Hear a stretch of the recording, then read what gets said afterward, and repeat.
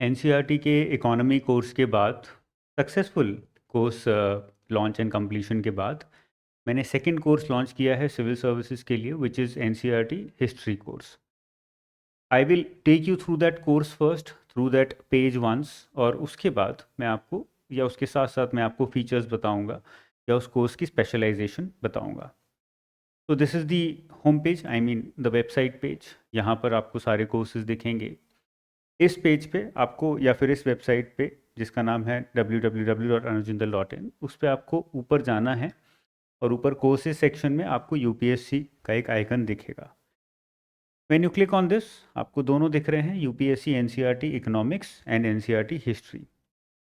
NCERT economics तो हम देख चुके हैं, अभी हम क्लिक करते हैं एनसीईआरटी हिस्ट्री के ऊपर। This is the entire history course. जब आप इस कोर्स पे जाओगे तो आपको इसके सारे फीचर्स धीरे धीरे दिखने शुरू हो जाएंगे, but let me take you through the course itself कि कोर्स के अंदर क्या क्या है। अब कोई भी कोर्स पढ़ने के लिए सबसे इम्पॉर्टेंट क्या होता है? सबसे इम्पॉर्टेंट होता है कि कवरेज एक स्टोरी फॉर्मेट में हो, जिससे आपको कुछ चीज़ रटनी ना पड़े। You don't have to memorize much, but if you just go through that course, go through those videos, go through that teacher's teachings 3-4 times, तो आपको मेजॉरिटी चीज़ें समझ आ जाएं और आपको याद करने की ज़रूरत कम पड़े। The beauty of N C R T is also this only. N C R Ts इसलिए इतनी पॉपुलर हैं क्योंकि ऐसे हिस्टोरियंस, ऐसे एकेडमिशियंस ने उनको लिखा जो कि अपने ज़माने में जब वो किताबें लिखी गई, they had very clear idea and years of experience कि मेरे सब्जेक्ट में एग्जैक्टली हुआ क्या। Because of that experience, because of that clear idea, वो पूरे कोर्स को या पूरी किताब को एक स्टोरी फॉर्मेट में डाल पाते थे। ये हुआ, ये हुआ, ये हुआ, दोनों में कॉज एंड इफेक्ट रिलेशनशिप क्या है, पहले और तीसरे में क्या कनेक्शन है, तीसरे और 10वें में क्या कनेक्शन है। ये सब कनेक्शंस क्रिएट कर पाते थे, जिससे कि कहीं पर भी क्वेश्चंस नहीं रहते थे दिमाग में स्टूडेंट के जब वो पूरी किताब पढ़ लेता था। नॉर्मली ये मिसिंग होता है कम अच्छे कोर्सेज में, क्योंकि वहाँ पर आपको दिखेगा कि रिलेशनशिप्स क्रिएट नहीं हो रही हैं, या फिर कुछ बताया है तो उसके पीछे की रीजनिंग मिसिंग है, जो कि एनसीईआरटी में एक्चुअली नहीं होता है। मेजॉरिटी प्लेसेस पे आपको बहुत अच्छे से सब कुछ मिलेगा, जितना उस लेवल पे चाहिए होता है। अब सिविल सर्विसेज में हमें उस लेवल का तो पढ़ना ही है, उसके साथ साथ और डेप्थ में भी जाना है, बहुत सारे वाइज जो क्वेश्चंस हैं उनको आंसर करना है। तो कोर्स में खाली ज़रूरी नहीं है कि बस एनसीईआरटी को ब्लैक एंड वाइट जो एनसीईआरटी में लिखा है वो बोल दिया, बस बोलने से काम नहीं चलेगा, आपको समझाना भी है, जिससे कि स्टूडेंट को डेप्थ में उस पर्टिकुलर स्टेटमेंट या उस पर्टिकुलर जो भी उन्होंने आर्ग्यूमेंट क्रिएट किया उसके लॉजिक की अंडरलाइंग रीजन समझ आ सके। ये कोर्स में क्रिएटेड है। और जो स्टोरी वहाँ पर ज़रूरी होती है, जो स्टोरी स्पेशली हिस्ट्री में बनाई जाती है, जिसके बिना, जिस क्रोनोलॉजी के बिना आपको समझ में नहीं आएंगी चीज़ें, उस क्रोनोलॉजी को यहाँ पर ध्यान में रखा गया है। ठीक है, तो 4 पार्ट्स में पूरा कोर्स डिवाइडेड है। सबसे पहले एंशंट हिस्ट्री। एंशंट हिस्ट्री खोलोगे तो ये चैप्टर्स हैं सारे। स्टार्ट होता है हड़प्पा सिविलाइजेशन से, फिर चैल्कोलिथिक कल्चर्स, ऋग्वेदिक पीरियड जो उसके बाद आया, लेटर वैदिक पीरियड, इंडियन फिलॉसफी जो इस टाइम पे डेवलप हुई। अब देखो, इंडियन फिलॉसफी अगर यहाँ से मिसिंग होता तो ऋग्वेदिक और लेटर वैदिक की जो अंडरस्टैंडिंग है वो इनकम्प्लीट रह जाती। महाजनपदा, ईरानियन मैसेडोनियन इन्वेजन, जिसके बाद ये सारे एम्पायर्स एस्टैब्लिश हुए या जिसके साथ सेटअप हो रहे थे। Mauryas, specially Gupta's and Mauryas कितने बड़े एम्पायर्स थे, क्यों थे, और डीप साउथ की हिस्ट्री इनके बीच में ही दी गई है। वो कई बार ब्रेक कर देती है सीक्वेंस को, लेकिन उस सीक्वेंस को यहाँ पर मेंटेन किया गया है, या फिर उस स्टोरी लाइन को मेंटेन किया गया है कनेक्ट करके इन दोनों चीज़ों को। ठीक है ना, तो ये पूरा एंशंट हिस्ट्री में कवर्ड है। ऐसे ही मेडिवल हिस्ट्री में कौन कौन से मेजर मेडिवल हिस्ट्री में फोकस किंगडम्स पे ऊपर है, इसलिए नंबर ऑफ चैप्टर्स भी कंपैरेटिवली कम है। मेजर फोकस यहाँ पर भी सारे किंगडम्स के ऊपर रखा गया है। आर्ट एंड कल्चर अलग है। तीसरा सबसे इंपॉर्टेंट या सबसे ज़्यादा क्वेश्चन जहाँ से देखे जाते हैं, वहाँ पर देखो नंबर ऑफ चैप्टर्स भी सबसे ज़्यादा हैं। और ये खाली एडवेंट ऑफ यूरोपियन से स्टार्ट होके इंडिपेंडेंस पे ख़त्म नहीं होता है। इंडिपेंडेंस के बाद इंडिपेंडेंस, पार्टीशन, उसके बाद constitutional developments under British, sessions and governor generals, press and education developments. तो ये एरियाज बहुत इंपॉर्टेंट हो जाते हैं जहाँ से क्वेश्चंस आते हैं।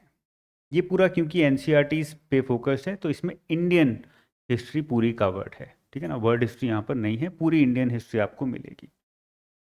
तो ये पूरा सिलेबस है जो कि एन के थ्रू कवर किया गया है, but it is not limited to only what N says.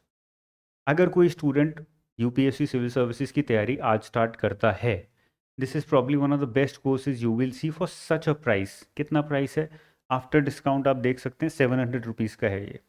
अगर आप सिविल सर्विसेज की तैयारी स्टार्ट कर रहे हो, 10 दिन इसको लगा के देखो, you will feel the difference in your understanding of history.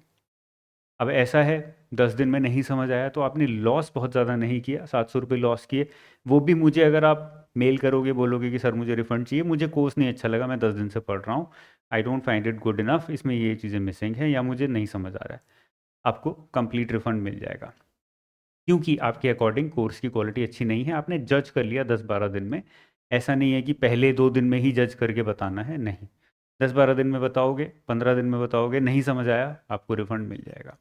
लेकिन अपसाइड बहुत ज़्यादा है, अगर समझ आया और अच्छा लगा और एन पूरी कवर हो रही है यहाँ से, तो सोच सकते हो कितना टाइम आपने एन इसका बचा लिया अपना। कम से कम, कुछ भी नहीं तो कम से कम 1 महीना अपना बचाया है, क्योंकि खुद ही एन पढ़ोगे तो 1.5-2 महीना आपके खा जाएंगे, क्योंकि बहुत लेंथी एन हैं हिस्ट्री की। तो that is the good thing, loss बहुत कम है, गेन करने के लिए बहुत ज़्यादा है। And I am very confident about this course because I know कितने अच्छे फैकल्टी ने, टीचर ने ये डेवलप किया है, कितना एफर्ट लगा के over a period of time ये डेवलप किया गया है। तो इसमें डेप्थ बहुत अच्छी है, but at the same time ध्यान रखा गया है कि डेप्थ इतनी भी ना हो कि आप एन के इतने बियॉन्ड चले गए कि अब आपको लग रहा है यार फर्स्ट गो में मुझे इतना नहीं पढ़ना था, मुझे थोड़ा बेसिक्स पे रुकना था। तो सही पोजीशन जहाँ पे रुकना है टीचर को, वो आइडेंटिफाई करना बहुत ज़रूरी होता है, और वो एक्सपीरियंस से ही आता है, ठीक है। 700 का ये कोर्स है, इसके अंदर चारों कवर्ड हैं, ancient, medieval, art and culture and modern history. इसके अंदर वर्ड हिस्ट्री नहीं है, but I would not recommend कि आप वर्ड हिस्ट्री अभी पढ़ो। उसका सिंपल रीज़न ये भी है कि वर्ल्ड हिस्ट्री से क्वेश्चन सीधे मेंस में आते हैं, तो अभी पहले स्टार्ट करना चाहिए आपको कि इंडियन हिस्ट्री 2-3 बार अच्छे से पढ़ लूँ, then I come to world history, ज़्यादा अच्छे से समझ आएगी। अभी इसके ऊपर फ्लैट 200 ऑफ चल रहा है, द कोड इज़ UPSC 200, ये लगा के वेबसाइट पे जाकर यहीं से एनरोल कर सकते हो, ठीक है। तो this is the second course of NCERT series जो मैं एक एक करके डेवलप कर रहा हूँ, बट द आइडिया इज़ कि उनको थोड़ा अलग तरीके से डेवलप किया जाए and to take it beyond just NCERTs, कि खाली NCERT कवर नहीं करनी है, बट उतना डेप्थ में भी नहीं जाना है, फोकस करना है कॉन्सेप्ट पे, फोकस करना है क्लैरिटी पे, फोकस करना है रीजनिंग पे। जब वो रीजनिंग, कॉन्सेप्चुअल क्लैरिटी, फोकस बनेगा तो कोर्स अपने आप में बहुत इंटरेस्टिंग बनेगा। फिर आपको ये नहीं लगेगा कि मैं पढ़ रहा हूँ, आपको लगेगा मैं कोई स्टोरी सुन रहा हूँ, या फिर आपको बहुत मज़ा आएगा उस पूरी अंडरस्टैंडिंग को क्रिएट करने में, क्योंकि इंक्विजिटिवनेस आपकी जागेगी वहाँ पर। ऐसा नहीं लगेगा कि कोई रटवा रहा है और मैं रट रहा हूँ, ठीक है। That is all about this course. Enrol करना चाहते हो तो वेबसाइट पे जाके देख सकते हो, एक एक करके सारे कोर्सेज आएंगे, this is the second in line, पूरी NCERTs फिनिश करेंगे, that is the target for the next 5-6 months, एक एक करके सारे सब्जेक्ट्स फिनिश करने का। Keep studying hard, all the best, bye bye.